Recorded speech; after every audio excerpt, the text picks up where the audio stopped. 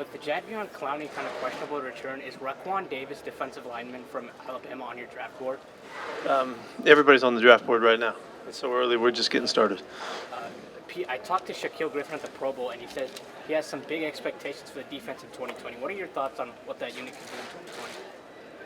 Well, we're expecting to improve in some really critical areas. Pass rush is something that we're really focusing on. We really liked the way we turned the ball over last year. We got the ball a lot, made some nice plays and stuff that gave us a chance, but we need to do some things more consistently, and that's rush the passer. That isn't just the guys up front. That's the whole connection between how we cover them down and how we make them hold the football and all of that, but it'll be a big focus for us. How's Rashaad paying? All reports talking to him, he feels good. He's ahead of schedule, as we always tell you. He is. He's working with our guys down in L.A. that we feel very strongly about that process. He's down there with Disley working out, and he's really optimistic about roaring back. So he's an incredibly fit guy. So we'll see if that can all work out for us in quick fashion. Since it just happened in December, is it unrealistic to keep you ready for the start of the year? It'll be an extraordinary accomplishment if he was ready by the time we got to camp and all that. So we'll just see what happens. We're not going to set any deadline on it. We'll just see how he develops. But this is the kind of timing that might take you into the PUP thing. Coach, DK Metcalf surprised a lot of people with his performance this year. What can he improve on? What is the main thing? He needs to help you with your expectations. There's a number of ways that he'll get better. He's a really diligent worker, and because of that, he's already made, as most of us have seen, consistent progress through the season. He'll come back, I would think, with a new level of confidence after getting through the year and having a good, successful rookie season and all that. Consistency, taking advantage of his opportunities with the matchups that he has and the calls that we have, really getting more opportunity to build the chemistry with Russ that's so important. Just a little fine-tuning stuff. He's got such a great example to work with, with Tyler, showing him all of the ins and outs of all of the stuff it is to work with Russell and understand that. So it's just a big ascent he's on, and we're really excited about that. Now that you've had a little time to reflect on just how do you kind of view last season and feel about this team going into 2020? Well, I think we were ahead of you guys all year with the thought that we could do something with this season, this past one. And so we come out of it with, I think, a better understanding and maybe clearer expectations collectively that we can do something really special. We have some stuff we've got to do, as we always do at the end of the year. We got things we got to get done. But we have the nucleus for a really good club, and it's a really positive outlook that we have. The players feel like that, the coaches feel like that, and I hope our fans do as well, that there's a lot that we can do. We could make games a little easier on ourselves this year. Everything we went through is about as challenging as it could make it. And, with just a couple inches here and there, things could have been a little bit different. So we're very close to being a really tough club to deal with, and we're going to set our expectations really high. Coach, what was it about DK that made him able to succeed at a position that is usually more of a learning curve? Was it him as a player, or scheming, or how you? Well, he's an incredible athlete and all that, which is just kind of the staple of it. But his mentality, his ability to learn, his natural athleticism, he could make things look right from the start. He doesn't have to do things a lot of times to get it right. But I think more his mentality and his attitude about attacking the opportunity and going for it, staying out late, coming out early, trying to do it again. Give me some more information. What can I do here? What can I do there? Wanting to be a part of all phases. You want to be all over the special teams unit. We had to keep holding him out of that stuff. It's his mentality that I think probably would surprise people that didn't see how highly regarded he should have been. I don't think they knew that about him. He had limited production as a senior coming up, and his last year coming up, and I just think that people missed the fact that he had this makeup. We learned a lot about him too. I got to admit, we couldn't have seen him this special in terms of that, and there's nothing more important than that for a young guy. To go along with, he's a natural athlete. He can make things look exactly like it's supposed to look, and so. There's really just no limits on him. And the really exciting thing about him is he realizes that, and he's going for it. And so we'll see him apply himself again all over and hopefully getting through this season and this summer will allow him to really be in a great frame of mind so he can take off from here. How much are you looking forward to working with Greg Olsen? Yeah, really looking forward to Greg. We spent some time together here through this process, and I was with him yesterday again when he was signing up, and he can't help but make an impression about his smarts and his awareness and his resolve to be great and to do something great and be a part of something. I can't imagine, and Russ has already seen this. They've communicated and been together in a couple different things. That they connect on a very high level about going forward and practicing and the plan and the concepts and the meaning of what it takes to get the work done. I mean, he's just on a high level, and so we're very fortunate to have him.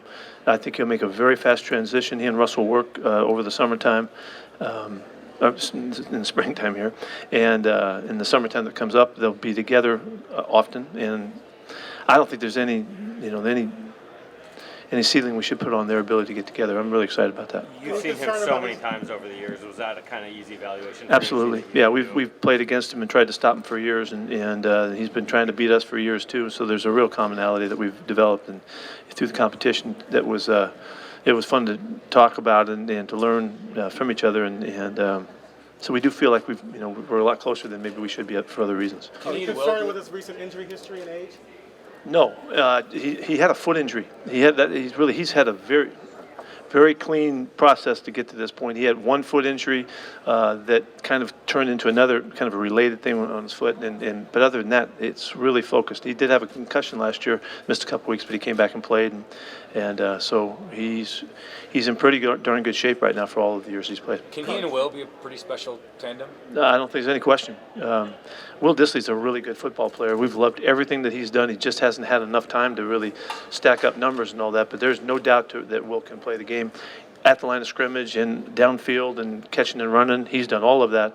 He's a marvelous kid and competitor, and also he was thrilled to hear that Greg was coming for obvious reasons, because he wants to be great and he wants to learn how he can learn from Greg. So they'll both play on the field at the same time, I'm sure, and it'll be exciting to see that happen. What do you think about Will giving up his number for Greg? First class. First class. Coach, Marshawn Lynch's second time around here, though brief, what was his impact that he made on the younger weapons on the field? Well, unfortunately, those guys weren't there. By the time he got to us, they're all done. But Marshawn made an exceptional impression coming back.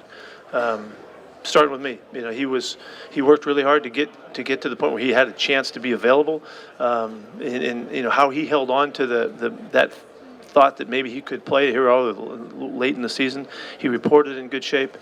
He performed well, scored 4 touchdowns in the last few games, did a great job for us, just picking things up and showing how what it takes to focus and be available and all of that. He was gracious and great to all the young guys.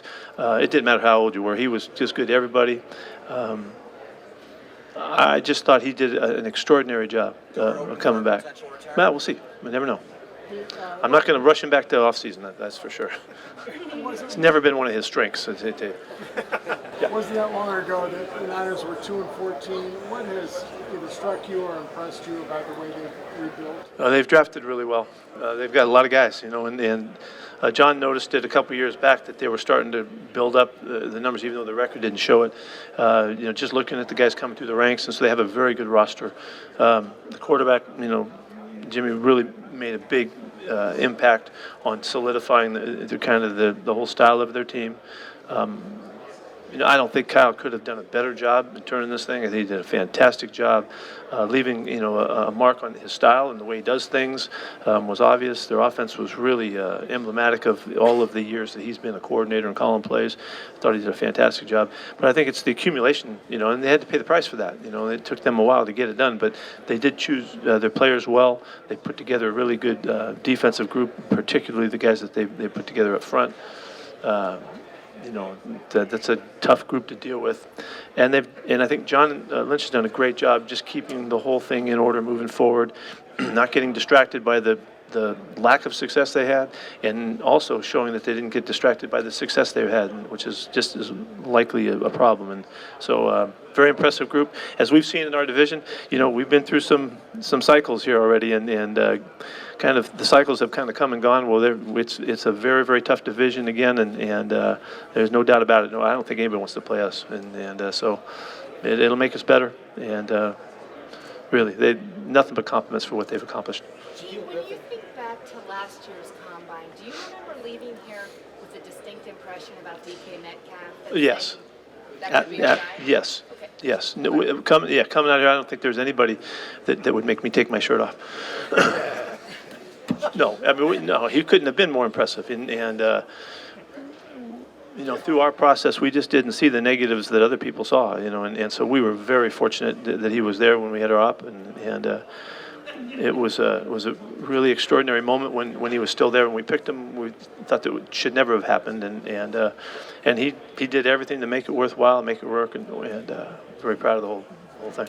He has Justin Britt coming along. He looks good. I've seen him a number of times, coming through the building and all. His attitude and his I know I'm hearing from the work ethic that he's putting forth is exactly what we would hope for right now. He's doing great. So he is going to come roaring back from this surgery. What does Tre Flowers need to do going from year 2 to year 3 to have a similar challenge? Well, there was a significant shift in the Griffin boys about how they went about their off season, and they decided that they were going to really dig in, and they adjusted their diet. The whole nutritional approach was different. Their work ethic was different.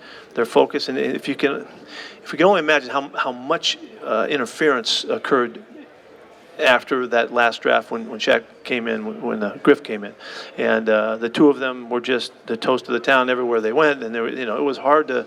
It would have been hard for anybody to handle that properly and to maximize the hard work and the dedication. They did the best they could.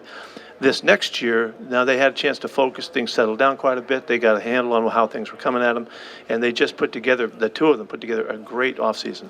And it just showed up from the day they appeared all the way through the early part of the season, middle of the season. Shaq just kept rolling, and he had a fantastic year. So back to Tre, that shift in focus for them couldn't have been more obvious in the results that it turned up. I would think that that's what we're counting on from Tre. Tre's a hard-working kid. He wants to get it done. I thought he was pretty much same 1 year, 2 years. Now this is a good chance for him to really make a jump. There's no reason that he shouldn't. With the experience that he's had, all the playtime that he's gathered in, he should be ready to make a good step forward. Going back to Shaquem, just what did you see from him in that role late in the season in the pass rush? It was worthwhile doing. He did show us some stuff. He showed us his speed, and he's got the motor that you like to see in pass rushers, particularly on the edge. It's a challenge for him. He rushed most of the year about 213. And there's not many guys doing that. So he had to be speed oriented, which he was. He helped us. But we need more help, and we need to do better than that, and he'll need to add to that too. He'll get another chance to be right in there again. We'll see how that develops. Hey, Pete, what are the challenges of building a successful roster? Quarterback money has ballooned the way it has the last 4 or 5 years.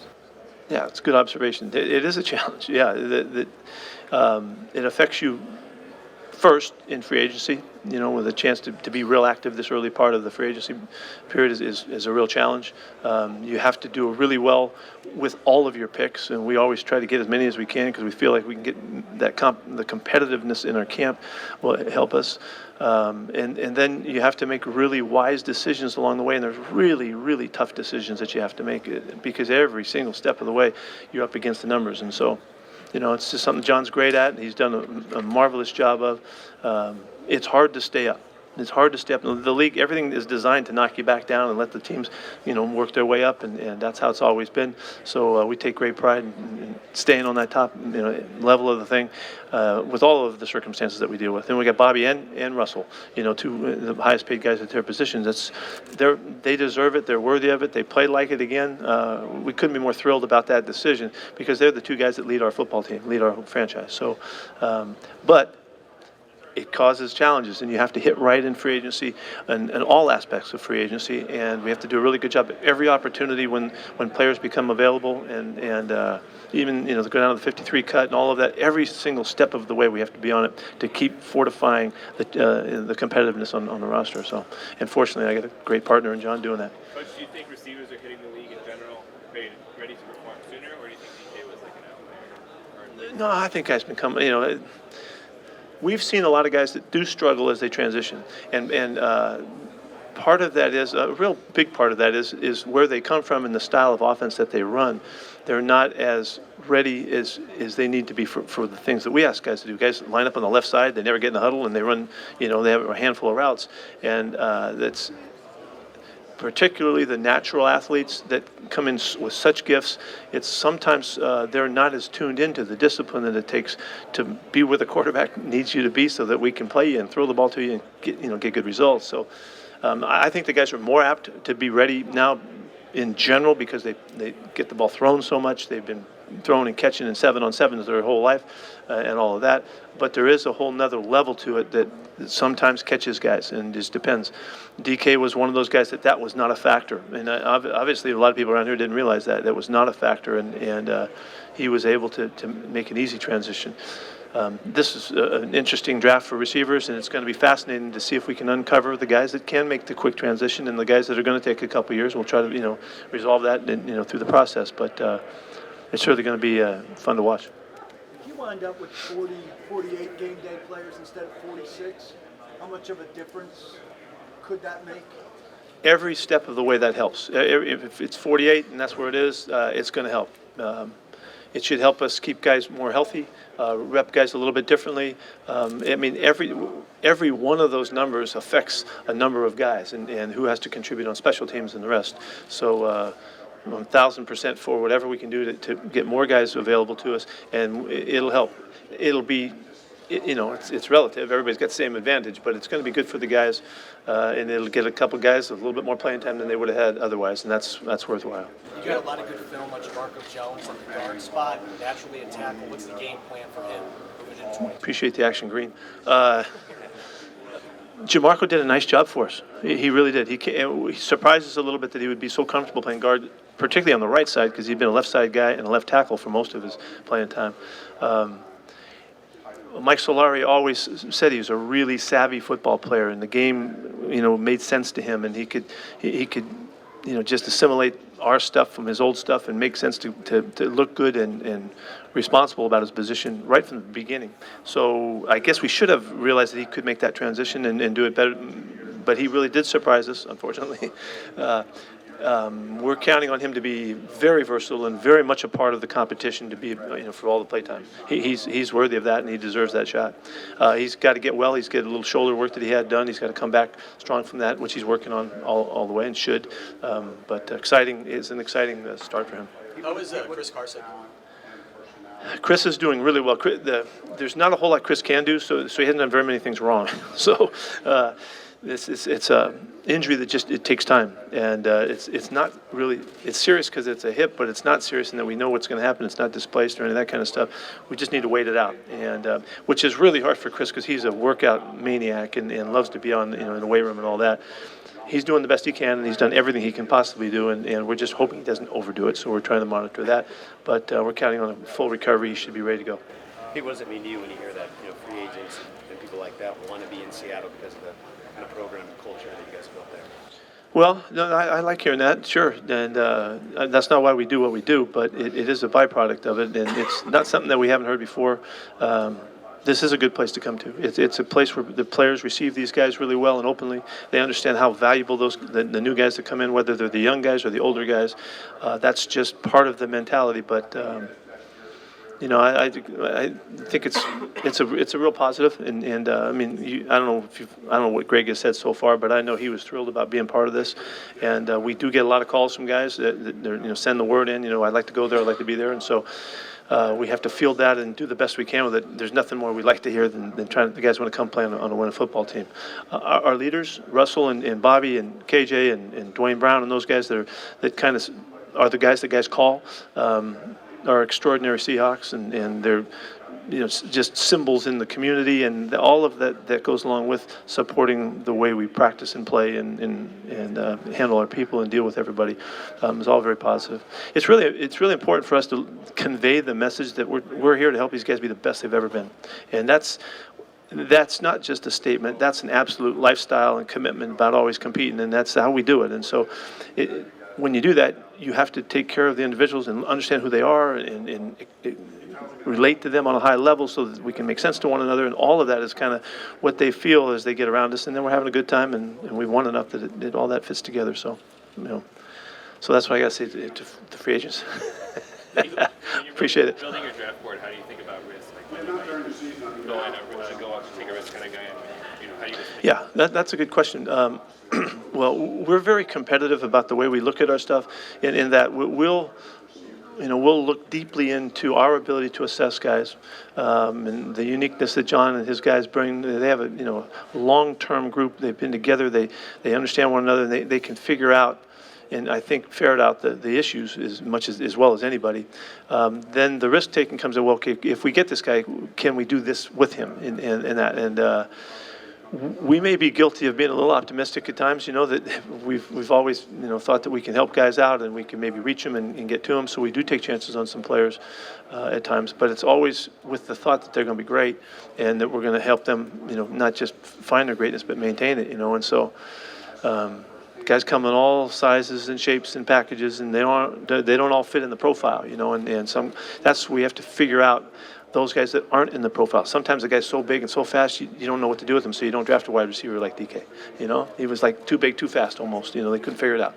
And so, one regard, that's as good an example of taking a risk on a guy as anybody. But anyway, so, we kind of look forward to it and try to figure out that puzzle. And with great communication, we try to figure those decisions out. We're not afraid at all of taking shots.